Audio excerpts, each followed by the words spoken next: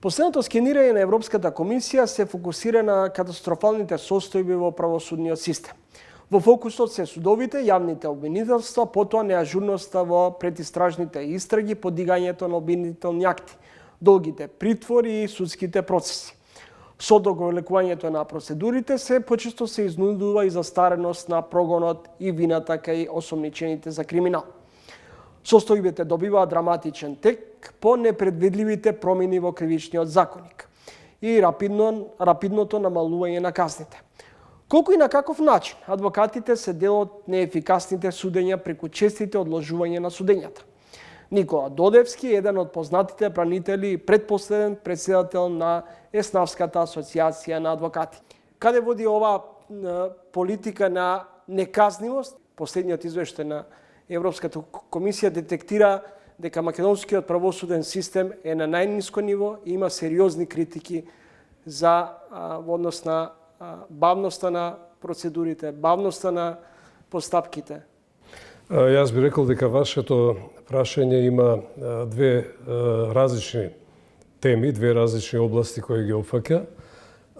Се однесува на законодавна и на судска улога, односно судска и законодавна власт. Неприкосновено право на законодавецот е да ги менува законите, да ги носи законите, а судовите да ги применуваат. Нема да се сложам во никој случај дека измени на закон, особено овие актуелни за кои што предпоставам се однесува вашето прашање, а тоа е околу кривичното дело злоупотреба на службената положба, водат кон неказнивост. Апсолутно не. Моето лично мислење дека кривичното дело злоупотреба на службена положба одлично е што малку се тргна во правец на преработување, но не доволно. Зошто? Затоа што ова е кривично дело кое што е всушност празно дело, бланкетно дело, во кое што немате битие, во кое што немате опис на действијата според кој што вие треба да го казните тој што е обвинет за ова кривично дело.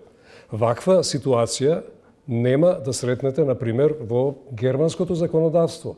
Знаете, во германското законодавство каде ќе сретнете злоупотреба на службена положба?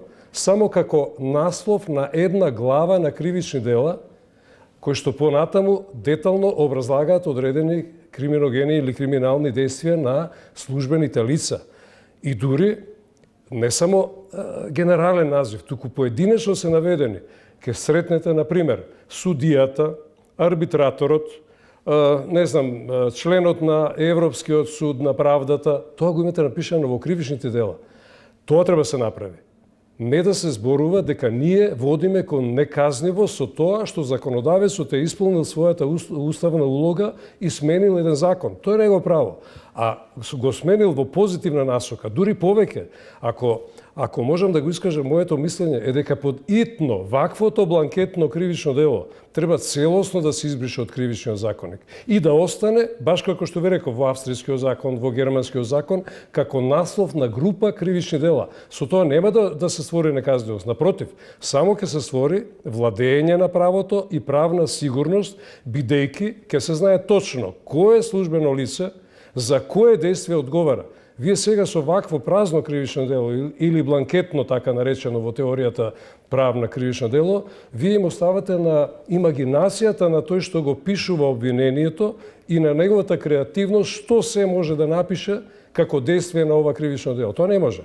Господине Додевски, дали судството ни е катастрофално или правдата победи во случаите кои произлегува од аферата преслушување? Да се одговори на ова прашање во смисол дали правдата победи или не победи, не е можно, затоа што прво тоа се поединечни предмети кои се многу комплексни, со многу действија и така натаму, но повторно сакам да се осврнам на следното. Правдата ќе биде задоволена доколку тие што го извршува законот го почитуваат, така како што е донесен. А законот го донесува законодавецот. Ја не можам да се изначудам на коментарите кои што дури доаѓаат од судската фела. Велат, ова е упад во судскиот систем. Како тоа упад во судскиот систем? Па тоа се посебни власти. Како што тие велат, извршната власт, законодавната власт не може да се меша во судската власт, па кое е правото на судот или на судскиот совет да излезе со изјава донесување ваков закон е упад во судскиот систем. Само еден детал би сакал да ви кажам. Роковите, казните во европските држави кои што ви ги напоменувам, еве како споредбено, намерно ви ги споменувам Австрија и Германија, за да не одиме со компарација на регионалните држави, роковите за застареност се пониски од овие што се сега со измената на законот во правецот на намалувањето на казните, а со тоа се разбира и намалувањето на роковите за застарување. Вие во германскиот закон ќе сретнете пониска казна за злоупотреба на службената положба од таа што сега ние имаме.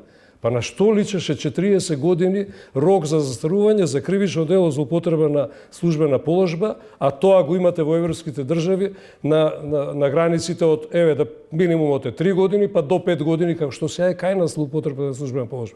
Така да непотребно и неаналитично се дава изјави дека ова е неказнивост, дека ова води кон не знам што и така натаму. Не, ова води кон правна сигурност. Бидејќи дел од постапките после измените на кривичниот законник запираат, нема судење. Дали тоа значи дека осомничените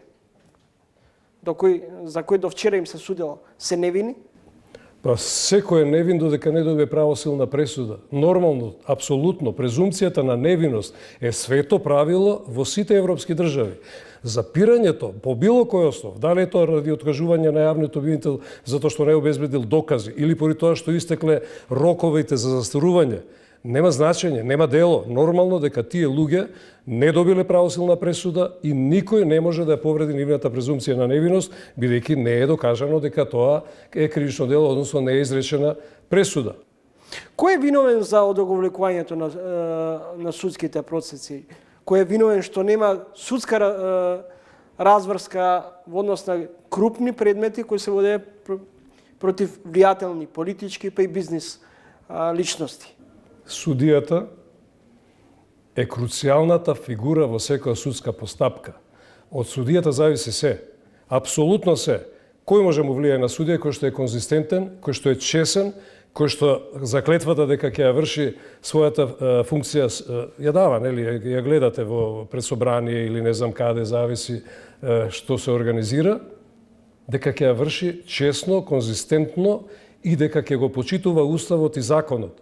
Ако судијата, само судиите се главната слаба? Дефинитивно, апсолутно. Како јас како адвокат можам да влијам на спреги, на бизнис влијание, на политички влијание или не. Судијата ако рече не, или не треба ни да рече, ако се постави во позиција дека тој судија вели не, немате можност да му влијаете.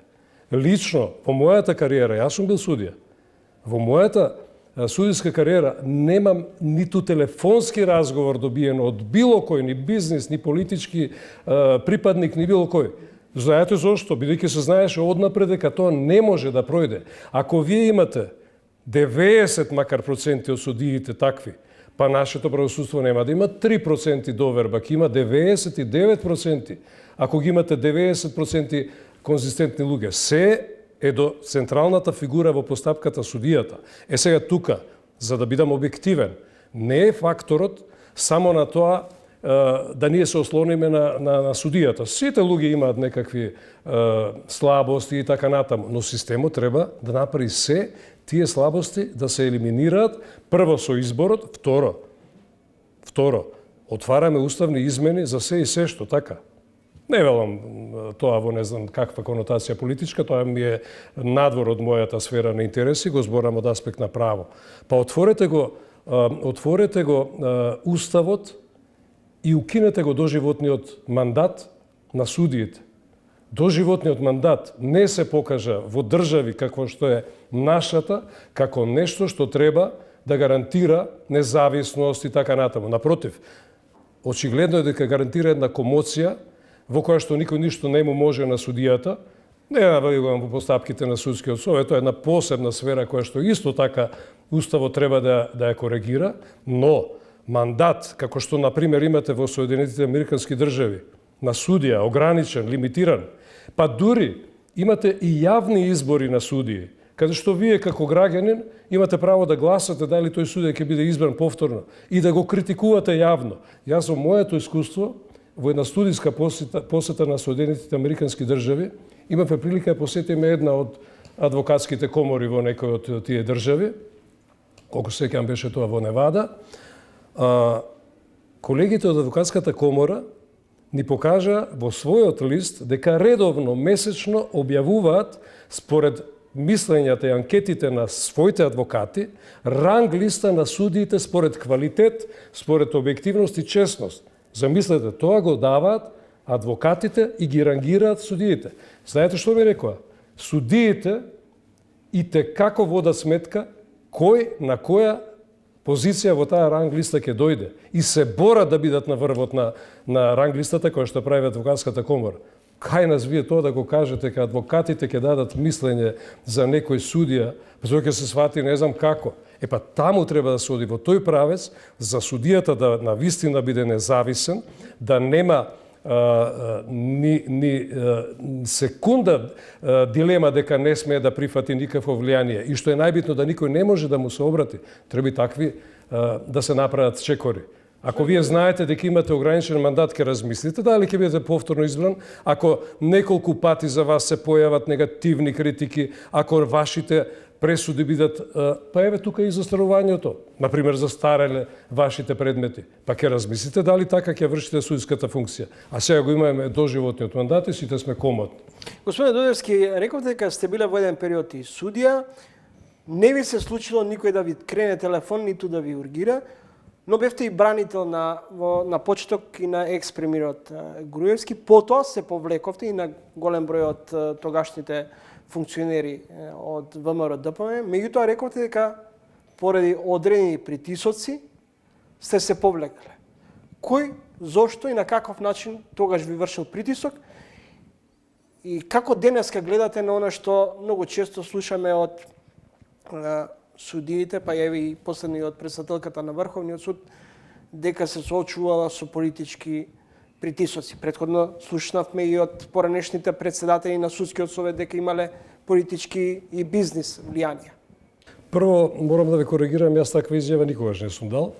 Мојот ангажман престана во моментот кога заврши истрагата, јас бев бранител во истрагата на повеќе од тие луѓе, но ќе ви кажам дека историската дистанца која што треба да помине за да јас како бранител можам да изнесувам ставови, мислења и така натаму, не е помината. Но поинтересен ми е и поактуелен ми е вториот дел од вашето прашање. Тоа што велите председателката на Врховен суд дала изјава во која што вели дека некој и вршил притисок. Ја не сум ја читал така изјавата, но еве ви верувам на збор дека така е дадена таа изјава. Морам да оценам дека ако таква изјава е дадена од председател на Врховен суд, тоа е и текако кредибилна и позитивна изјава ако некој тоа навистина има храброст да го каже и докажува дека ја заслужува функцијата на Врховен суд. Но, она што сакам посебно да го потенцирам, колку што се сеќавам, таа дискусија се отвори околу помилувањето на овие клиенти што вие предмалку ги спомнавте, дадено од страна на председателот на Република Македонија во свое време, кое што не беше респектирано од органите, кое што не беше применето без оглед на ставовите. Страсбур го кажа последниот збор за помилувањата и му даде обврска на Македонскиот суд да се произнесе, да анализира пресудата и да каже дали тие помилувања важат или не важат. Зборот на Страсбур, морам да ви кажам, дека треба да биде премиса и света обврска на нашите судови да ја анализираат пресудата, дел по дел, збор по збор и да дадат издржано образложение дали таа пресуда е применлива, ако сметаат дека не е применлива, треба да дадат сериозни причини зашто не е применлива. А вие не верувам дека сте виделе пресуда, па вклучително и пресудата на Врховен суд за таа пресуда. Не можете вие во една реченица, што за жал се случува во многу случаи кога се работи за практиката на судот во Страсбур, ова не е апликативно. Ако не е апликативно, вие имате во Страсбур пресуди кои што можат да служат како лекција за секој правник, да ги читате со задоволство и да бидете поучени како се применува правото. Но не можете на таква пресуда да одговорите со една реченица, ова пресуда не е апликативно, ќе се помачите, па ќе напишете 30 страници за да ви верувам дека не е апликативно. За помилувањата за кои што сега се отвара таа дискусија, тоа не го видовме. И за жал не гледам ни намера, ни желба тоа да го видиме. Господине Додевски, не случајно споменав дека бевте во еден период бранител на екс-премиерот Груевски. А ако тој се чувствува невин, и ако не гледа дека сторил кривични дела, едно од тие кривични дела, зошто ја напушти државата? Па тоа е прашање за Груевски, не за мене. Јас останувам во рамките на бранителот. Ама еве хипотетички, можеби ради тие 3% недоверба во судството. Ако председателката на Врховниот суд вели дека има влијание и дека се соочувала, и претходно и други високи суди рекле дека се соочуваат со притисоци, како да се ослободи правосудниот систем од ваквите влијани? Тоа што ме разочарува, можеби има допирна точка и со вашето прашање, кога ќе видам бранител, кој што по вокација е бранител, а тоа значи да ги брани клиентите, дава изјави како да е обвинител. Секогаш изјавата на бранител треба да е бранител. Но ако ја чујам и ми звучи како обвинител или не знам, ќе ви кажам многу прост пример. Имате казнена политика во Македонија во која што фрапантно, но започнавме да применуваме драконски казни, во кој што дури имате чувство дека елемент на одмаздолюбивост државата внесува, не генерално, туку поедини судови. И се вие имате, например, не знам, казна изречена 18 години за одредено кривично дело. Не е битно, никој суд, никој судија, го кажам тоа генерално. И сега одеднаш имате преиначување на таа казна и од 18 доаѓа на 10 години. И одеднаш една бура во јавноста, леле какво намалување, леле каква казна. Па знаете што значи 10 години казна? Младост, цела младост, цел живот. Второ, ако тоа го чуете, дека такви изјави, ова не смеше да се деси, требаше да остане 18 и 18 малку, од бранител, адвокат кој што во други случаи е бранител, тоа значи дека нешто, или како што вие викате, некаква спрега можеби постои. Ние имаме право да зборуваме според нашиот кодекс за одбраната наша. Дури кога застапуваме оштетени, премиса е дека вие сте во прв ред бранител, затоа што во Уставот ќе видите која е улогата на адвокатурата, да пружа правна помош, да ги брани луѓето, а вие се викате јасно. Оставете обвинителската позиција на обвинителите. Па ја не видов обвинител да малтене да се појави и да коментира за најновите измени на злоупотреба на службена положба.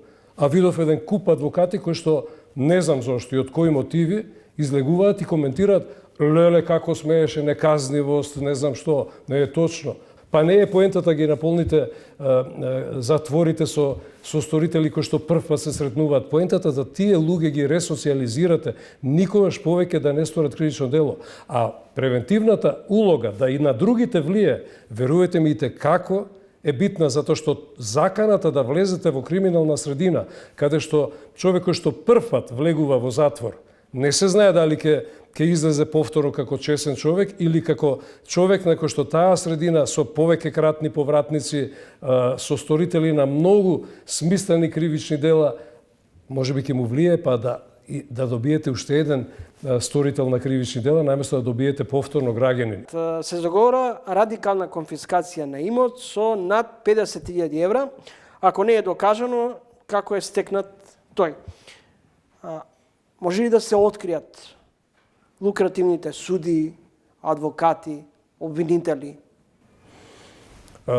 Прво да ви кажам, радикална конфискација ви е многу добар израз, затоа што тоа е навистина радикална конфискација, но радикалното не значи владење на правото. Радикалното е обратно од од владењето на правото и од правната сигурност. Не можете вие неспособноста на органите да ја покривате на тој начин што товарот на докажување ќе го префрлите на тие луѓе кои што, не знам, државата е таа што треба да превенира и треба да открива сторители на кривични дела, па доколку се докаже дека има кривично дело, да се примени и нормално мерката за конфискација на незаконски стекнатиот имот. Па еве вас ќе ве прашам, ќе ве повика некој пред 20 години донесете ми документи како сте ја стекнале колата. Ги имате вие документите од пред 20 години? Поготово ваков систем кај што нити имаме дигитализација, нити имаме архиви, нити имаме чување на одредена документација. Ја ве уверувам, нема да можете да ги најдете тие документи. Затоа што не можете вие сега после 20-30 години донесете закон и кажете ајде донесете ми ги вие документите, оправете го имотот. Радикално ништо, поготово не на ова тло. Може би вие имате одреден систем во високо развиените, високо дигитализираните држави, каде што можете да водите сметка и превентивно, па и да воведете одредени мерки кај што очекувате луѓето да ви докажуваат, но не во нашиот систем. Ние во нашиот систем сме далеку од зрелоста да таков закон донесеме и да кажеме ајде сега ќе конфискуваме се што вие не можете да докажете дека сте го стекнале или не знам сте го купиле како што треба и така натаму. На крајот очекувам краток одговор на моето директно прашање. Дали во Македонија има политички монтирани случаи? Се разбира дека да. Кој? Не можам да ви кажам, да ви ги дефинирам по име и презиме, бидејќи тоа не е работа за интервју. Дојдете, пратете во судница одредени судења за кои што во јавноста може да прочитате дека може би се такви, па стекнете го впечатокот директно од тоа што се случува во судница. За жал, вас, например, лично не сум видел во судниците. Ви благодарам. Hvala. Следете интервју со Никола Додевски, долгогодишен адвокат.